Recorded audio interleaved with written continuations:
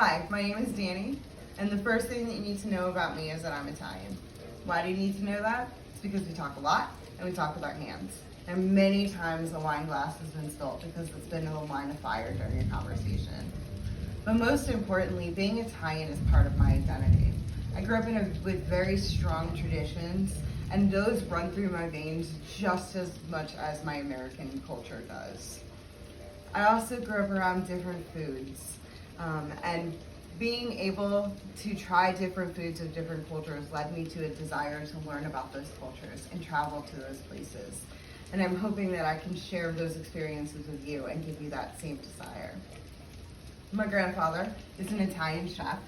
He was trained in France, and he has traveled the whole world, and his knowledge knows no bounds. He taught me different stories and historical facts. Every plate came with a story, an origins, or about that country or about the plate itself. He would tell me about Europe, about wars and coups and scandalous but unconfirmed love affairs that may tie my family back to Italian royalty. But really, it helped me get into Model United Nations, where I was able to travel to New York and DC and even Italy to represent countries like Sierra Leone and France and North Korea. And his history lessons really helped me with that. The first time he took me to Italy, I was 7 years old, and my favorite memories are sitting on the balcony in my Nonna Pina's apartment, looking at Mount Vesuvius and eating gelato. I was 13 the next time we went, and I just remember these hour-long family dinners with multiple courses that just ended with all of the kids asleep under the table. And then when I was 21, I went to Italy for the first time on my own with my college for Model United Nations. And I was able to introduce all of my classmates to these foods that I grew up with.